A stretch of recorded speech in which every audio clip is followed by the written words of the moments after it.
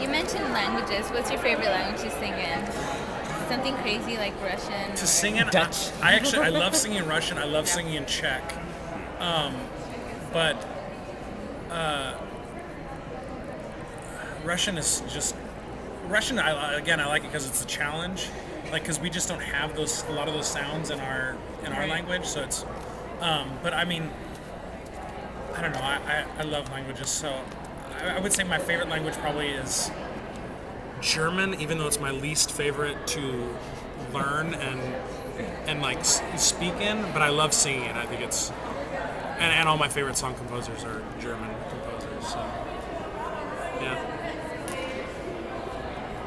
My favorite's probably Italian because I'm most comfortable with that. But I also love singing in French. There's a lot of good rep for me in French, so I love that as well. And Russian probably comes next because I love singing that. And then German is last, way down, way down the list. I would say Italian is my favorite as well. After that, it would actually be German because of my affinity for art song, Schumann, Schubert, and composers like that. And I love singing in Russian, and French would kind of be at the same level. I think last season was the first time I had a chance to really sing in Russian, as far as art song and on the stage. And yeah, it was definitely a challenge figuring out the consonant clusters and how does this go. Yeah. But It's harder to eventually, memorize, yeah, too. it's very Yeah. hard to memorize. I speak it. You go around speaking it all day, and eventually it falls in there. But, yeah. What teachers have you worked with that made the best impression on you, and what advice have you carried with you to this day? Good questions. My the three voice teachers I've had have probably had the biggest impact on me, just because voice lessons are a very like sacred thing to me, and it's always led me to where I am like today. And my first voice teacher was Linda DiFiore at UNT, and then my master's teacher was William McGraw at Cincinnati Conservatory, and now I study with Stephen King. Oh. And yeah, and it's been fantastic. And every point that I'm at, they bring me further, and now I'm here, and it's working great, and we're making a lot of progress. So that's definitely been the biggest influence for my singing. I mean, I've had the same experience. I think, my first teacher was Tom Harper at the University of Washington. And then I had Tom Barisell at Cincinnati. Also, we both went to Cincinnati together. And then Stephen King now. And, every, like she said, I've just had, I think we're like very lucky in this because, you hear so many horror stories about people being ruined by teachers early on. And then, and I've been so lucky with, the development and how far each teacher wanted to kind of get me so that they could give me to the next teacher. And, I just think I've been very, very lucky when it comes to that.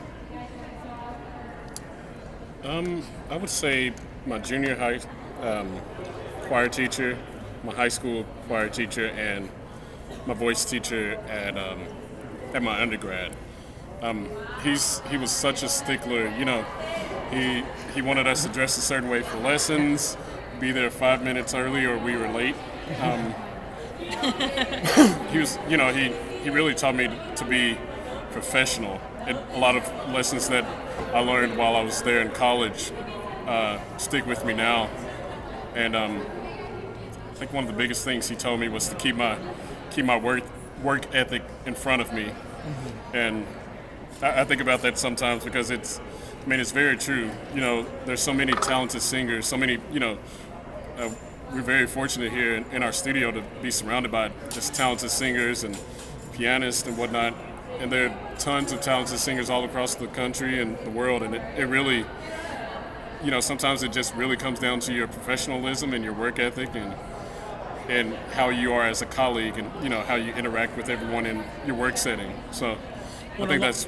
Sorry. Yeah. No, I was just going to say, a lot of this is, and we're coming to find out very quickly, is, it's all about being in the right place at the right time.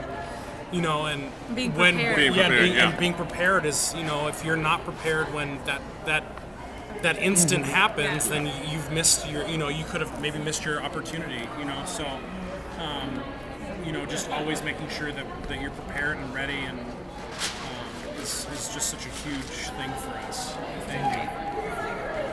Do you guys have any word of advice for beginning singers or like younger singers like Rudy and I, for when we're feeling self-doubt and like we're pressing ourselves because We're burned out.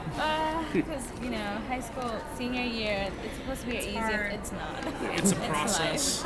This whole thing is a process. It's funny because we would say the same thing. because seriously, I have moments where I just want to just quit and be done, and you know, find a 9-to-5 job that makes me, you know, that would in my mind at the moment make me feel sane, but you know, actually that would probably drive me more crazy than anything. So, but it's a process. I mean, I learn. I mean, I'm probably learning more now than I ever have, and you know, I'm almost 30 years old and still trying to do this. So it's, you know, it's just don't get down on yourself. Everyone is going through it, and just keep doing it. If you love it, do it. You know. Yeah. My first piece of advice is to trust yourself. It took me a really long time to make decisions and really think about them for myself and stop asking everyone else. And you, of course, want people in your life that you trust that will give you advice, but ultimately it's your instrument and it's your career and it's your life. And, you know, I wish I would have taken ownership of that a little bit earlier. What was my second? It was really good. Let me think. Let's see. I think sometimes you need to give yourself a break, because you work hard at this and, you know, really put the time into it, but sometimes you need to give yourself a break. Listen to something that isn't classical. I listen to R&B Yes. all of the time. When I get home, I don't want to hear opera. No opera. Sometimes, but very rarely. But yeah, just, you know, you still have to. It's very hard, and sometimes you kind of question your love for this. But sometimes removing yourself for just this, you know, a quick moment can bring you back and kind of give you that second wind you were waiting for, because it does get very hard at times. Yeah. Okay, I remember now. Okay. Go. So when I was in my master's degree with my teacher Bill McGraw, I remember everybody was getting all this stuff around me and my friends and even someone that was younger, and I was like, why isn't this happening for me? You know, because I've always worked really hard, and he was like, Catherine, you just need to put on blinders. You need to work on your craft and your singing, and that's all you can control. And you have to get better every day. And like, I still have to remind myself of that this year, because it's a hard year. It's our second year, and you know, people have gotten things, and managers and professional jobs, and you know, you just have to zone in and realize that, you know, you're on the right path, and it's a different path. That's another thing. It's a totally different path for everyone. This is not, you know, you get your degree and then you're a professional singer. It's a different way of living, and you know, you just have to tunnel vision. That's my best advice. That was good. That was a good one. That was good. Do you have What's- advice for us? Just kidding. What's the most embarrassing thing that's happened to you all in your Or singing memorable. career? Or both. On the stage. Yes. Let's see. It wasn't this summer. Okay. It was actually at Rice. It was the spring semester, and we were doing Elixir of Love, and I was doing Camerata.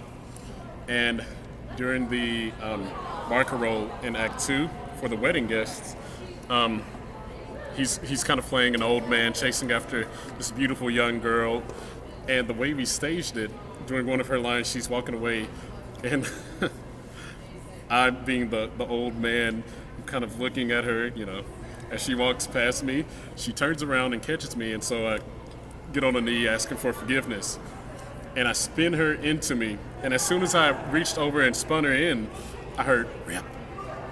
So I had to sing the rest of the song, did the next recit, and once I got on stage, I noticed there was a huge rip down the front of my pants. It's like, glad I wore boxers. Wish they would have been the same color as the pants, but that's one of those moments where it's like, please let it be in the back. You know, so I'm backing up as I'm doing everything else in the recit, and you know, lo and behold, it was in the front the whole time. But it was funny afterwards. But yeah. My pants haven't ripped yet. You're not an opera singer. I know, I guess not. I wear pants. I'm a mezzo. I don't know. I haven't had any weird experiences like that either, actually. Not that I can think I've had to of. do embarrassing things on stage. Like what? Well, The- Pirates of Penzance, my favorite. I had to hop on one foot for an entire song because the director thought it was hilarious, and all of our legs were hurting, and we had our shoe, and then we hopped around the stage for an entire song. So hopefully I don't have to do that again. Nothing tragic happens. I think the funniest thing that's ever happened to me, but it was a dress rehearsal of Albert Herring with Portland Opera, and it was our first time with like full makeup and costume and everything. And in Act 3, Albert Herring comes back after this night that he's been drinking and supposedly sleeping with women and being scandalous. And I was supposed to come back, and I was supposed to be beat up in my white costume. I had a white suit on. It was all torn and mangled. And I walked in, and the director beforehand, I didn't hear this, but the director beforehand had told the makeup person, go overboard, like we can always dial it back, but just do it, and and so I walk out, and I have like blood all down one side of my face. I got this huge black eye and like all this stuff.